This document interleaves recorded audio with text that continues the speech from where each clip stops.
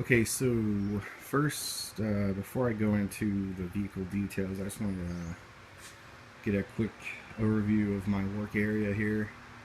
It's a modest two-car garage.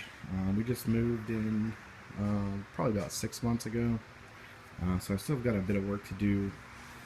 Specifically, the floors. I want to epoxy the floors with something, but I did manage to install some cabinets, which I really like. They've really been helpful with organization and keeping things stowed away.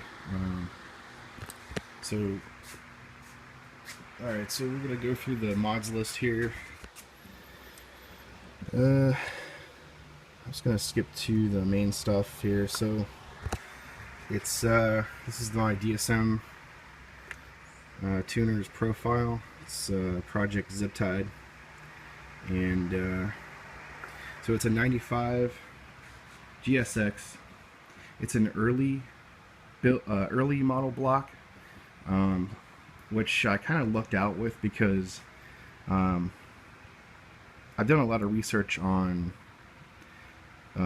7 bolts and crank walk and all these things, and it turns out that the early model year 7 bolts had the lowest rate of crank walk out of all the 2Gs, and in fact, according to some sources on DSM tuners, it's got the lowest rate of crank walk for 6 bolts as well. Which, if you think about, makes sense because when the 2G came out, they initially didn't expect there to be so much demand for them, and then as the year went on, I think it was after maybe the last quarter of 1995, they ramped up production, and I guess you could say their machining tolerances kind of went a little loose. There's a lot of theories about crank walk and the origination and causes and all that, but in my opinion, it's primarily a lack of machining tolerances for the crank they came with. So there was some discrepancies with the clearances for the crank and the thrust bearings and all that. But anyways, getting back to the details here. So it's a rebuilt block. It's a currently it's a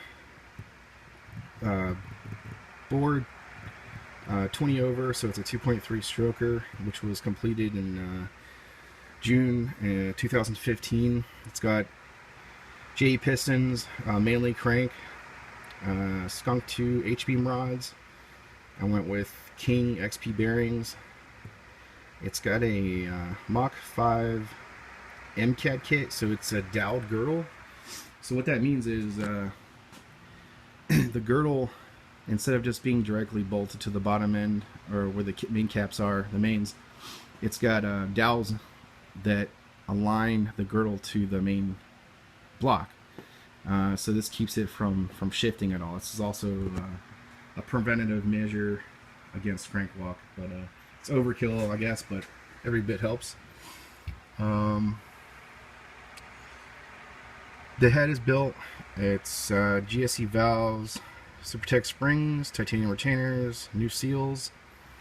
The balance damper is an ATI. It's got 272 cams, DC cams. It's got a Kegley HALA pressure regulator, and then ARP studs. It's got a balance shaft removal with an OEM straight cut oil pump gear, and an Evo 3 oil filter housing, so I can run an external oil cooler. I could have went with the stock oil filter housing, but the way the oil cooler works on those is it kind of ties into the coolant system, so it's got that giant piece basically that goes, I don't know if you can see this, but it pushed the filter really close to the exhaust, so I went with this one so I could run what I needed to down here as far as clearance goes and get my 3-inch in here. But works well. The cooler's right here, and but anyways, So I'm going to go through the list of mods that I'm going to start on, and I guess I'm going to try and document everything and bring you guys along, whoever wants to follow through the process. I'm wondering if I should go ahead and go through some other things. Let me see here. Sorry for the ranting. Right, so there's tons of stuff I've done to this already. I'm just going to skip that and go into what I'm going to do now. So here's my makeshift list here. For the most part, it's complete. The main items, but so the first thing on the list here is my floor pan in the rear. So what I'm going to do is, oh, so yeah, I forgot to mention something. The main purpose of this build, I want to keep it streetable, like keep it road legal, but I live basically 10 minutes away from Summit Point, which is a racetrack. So the main goal here is to get this to be a track car, just, you know, for amateur racing, nothing too crazy, but to be able to drive it to the track essentially and then drive it home. Alright, so the floor pan, so this is in I guess reducing weight and cleaning up some of the mess that the previous owner created with the sound system he had installed. So if you can see down here, he drilled, or his friend or whoever drilled a bunch of holes into the pan, and they had some kind of sub box built in here. And so anyways, my plan, I don't need this, the weight that this creates, all this sheet metal here. I'm going to cut around this outline here and then put a rivet in and seal a flat piece. So that's over there behind the engine lift, and with all my other junk. I still need to finish cleaning in here, but that's the plan for that. That should relieve about, I don't know, 25 pounds or so from the rear. And it also addresses the issue with the rust that's going to happen undoubtedly from the holes in the pan. And I'm also gonna, this is the only rust on this car, this section right here, which is going to get fixed as well. I'm going to probably cut this section out and weld in something. So yeah, moving on.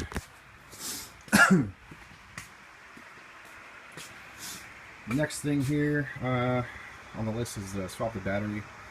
That's an easy one. I've already got a battery relocation done, and the way I have that set up is basically I just ran a main power lead to the rear and mounted the battery. Right now I have this yellow top, which has been great, and it looks like some janky wiring. I just have the trickle charger on just to keep it topped off, but I'll clean everything up in here. But this is the main ground cutoff. But what I'm going to do is I'm going to switch in a lighter battery. So I was having some electrical issues with my starter, and was going through everything, and ended up swapping the battery out. But this one's going to go in. This is a Braille battery, really good battery. It's in good shape. I've been keeping it on the back burner. But next is okay, so recently my turbo basically failed on me. It's a journal bearing precision. It's a 5976E or MFS, something like that. So it's got a billet wheel, and there's no major damage or play.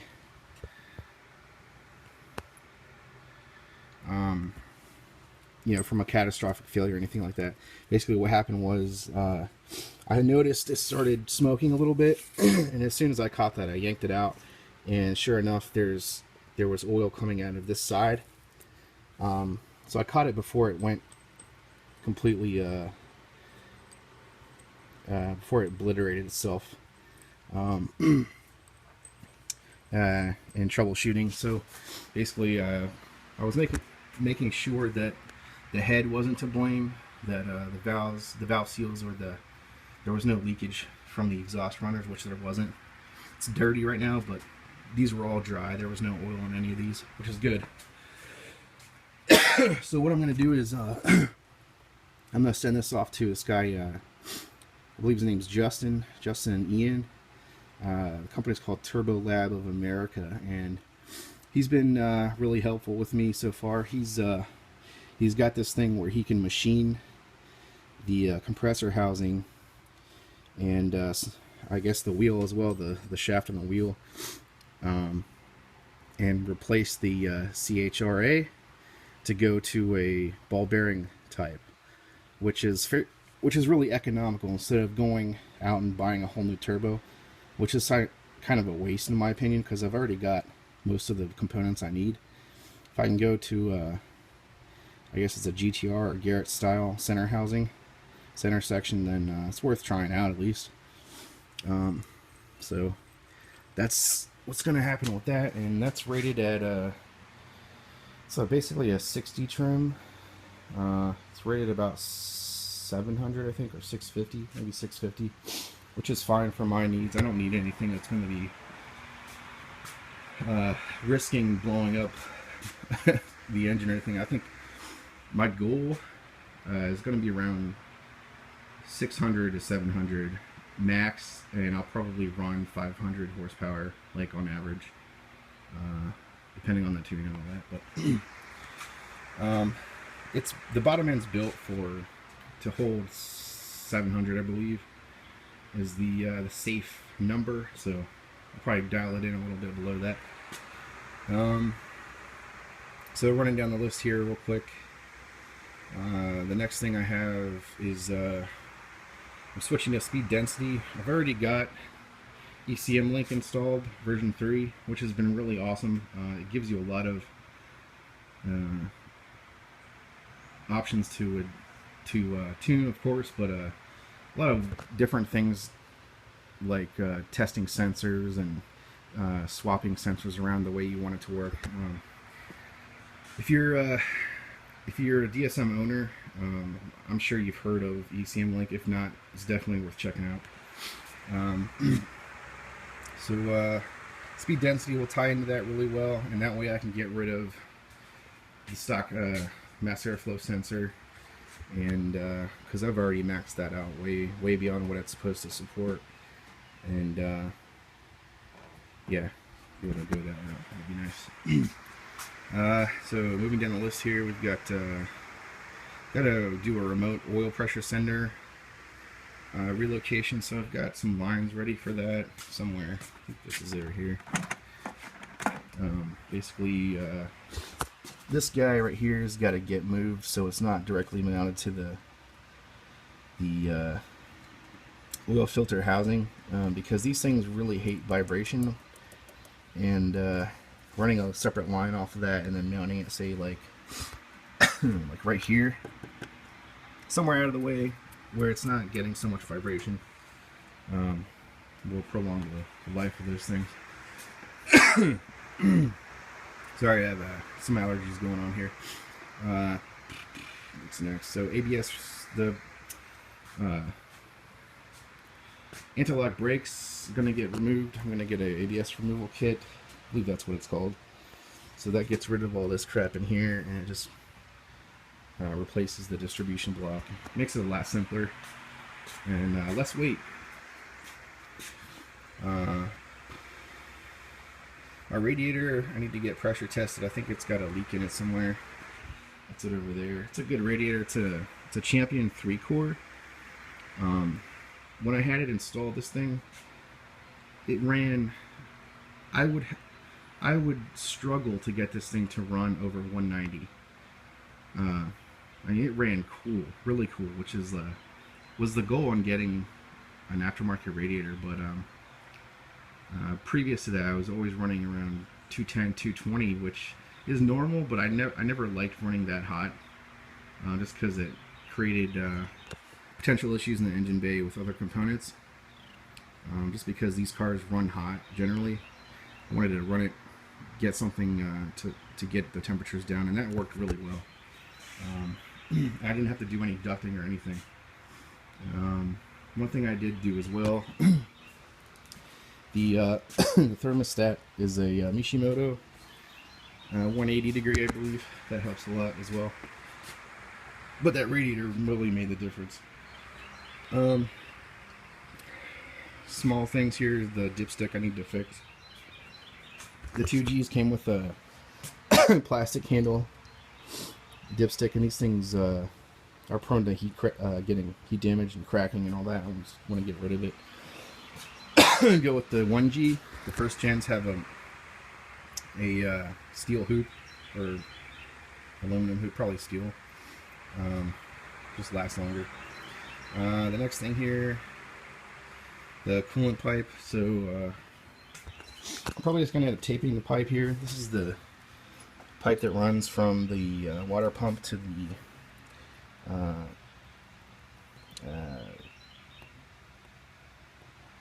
forgot what this is. The thermostat housing. And so what happens is this pipe runs right underneath the exhaust, and it gets super hot. So I'm going to wrap this with something. I'm not sure exactly what I'm going to do, but that should help with temperatures. I'll probably just put foil tape on it. I do have my manifold wrapped, which helps a lot as well, and I run a turbo blanket, but you know, every bit helps, so I'll end up wrapping that as well. Next up here is the body work, right? So this car had a tough life, and before I received it, as far as I know, the very first owner babied it. She was an older woman. She garage kept it. You know, took really good care of it, and I think it ended up she ended up giving it to her son or someone else, perhaps before this other guy got it. But it ended up getting abused, of course, like most 2Gs do.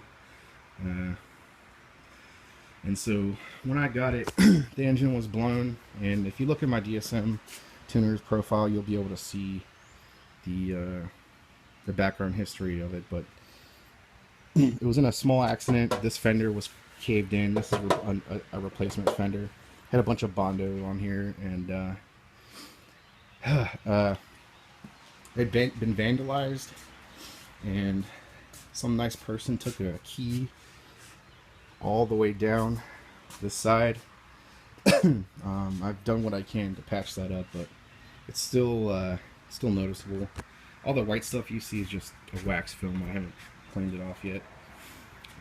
They even keyed the freaking windshield. They took something, was like, I mean, I guess it was a key, and like ran a bunch of scratches across the windshield. So other than that, the body itself is in great condition, considering it came from the Northeast. Usually Northeastern cars are in rough shape because they, you know, the climate, and they salt the roads so much. But fortunately, this thing, the only rust this has at all is this one section in the back that I showed you earlier. This one seam right here, which I'm going to cut out and fix all that. But sure, I'm missing some things, but we'll get to it later, I guess. And the engine cleanup, or bay cleanup, we got some wiring I want to tie up and loom. Some wiring over here. It's out of the way of the belt, but I want to loom this and maybe reroute it, and you know, for stuff like the oil pressure sender and other things. And lastly, well, on the list here is the O2 sensor, so that's not a big one. It's just an end result of all the oil that got pushed through this fouled the sensor up, so I got to replace my front O2 upstream sensor. So yeah, that's pretty much it. So what I'm going to do is, I guess, tackle these one at a time, of course, and try and document everything for those who want to follow. And yeah, so subscribe, like, all that happy horse shit. Alright, take care.